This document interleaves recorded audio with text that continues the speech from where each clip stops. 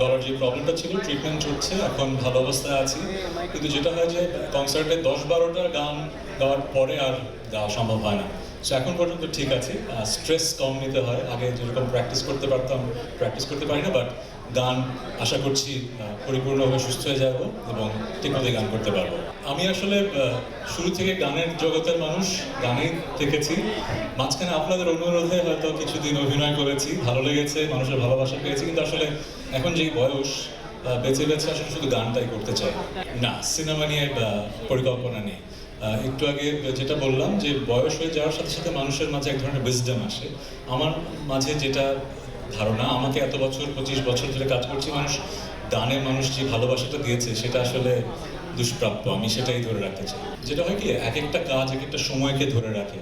So Nilanjana, মনসুবা junction, মনফরিংয়ের গল্প, ওই সময়টা কিন্তু একটা সময় ছিল যখন বাংলাদেশের মানুষের মনে রোমান্টিক নাটকের ক্ষুধা ছিল। সো শিহাব শাহিন, আমরা যারা যে টিমটা ছিলাম, আমরা ওই ক্ষুধাটা মেটাতে পেরেছি। এরপরে কিন্তু একটা সময় আসলো যখন মানুষ ভাবলো যে অনেক রোমান্টিক নাটক হয়ে গেছে, এখন থ্রিলার দেখতে চায়। এখন দেখবেন ওটিটিতে শুধু থ্রিলার বেস কাজ হচ্ছে। সো প্রত্যেকটা সময়ের একটা আবেদন থাকে। এখন যেহেতু সেই সময়টা যাচ্ছে, সেরকম কাজ হচ্ছে। আবার একটা সময় থ্রিলারেও মানুষ হয়তো বোর হয়ে যাবে, তখন আবার হয়তো রোমান্টিক নাটকের চাহিদা হবে, তখন আবার হয়তো হবে। আমরা যারা কাজ করি, আমরা তো খারাপ কাজ কখনো করতে চাই না, আমরা ভালো কাজ করতে চাই। কিন্তু মানুষের টেস্ট প্রোফাইল, রুচি তো ভিন্ন রকম হয়। আপনি 18 কোটি 20 কোটি মানুষের সবাইকে তো এক জিনিস পছন্দ করাতে পারবেন না। যেরকম গত পরশুদিন আমার একটা গান রিলিজ পেয়েছে, গানটার নাম হচ্ছে ভুলে যাব।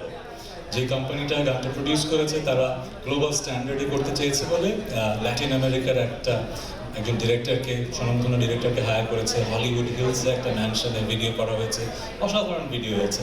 কিন্তু আমার যারা একদম রোমান্টিক স্যাড গান শুনে অভ্যস্ত, তারা বলছেন যে এই ধরনের গান আপনি কেন করলেন।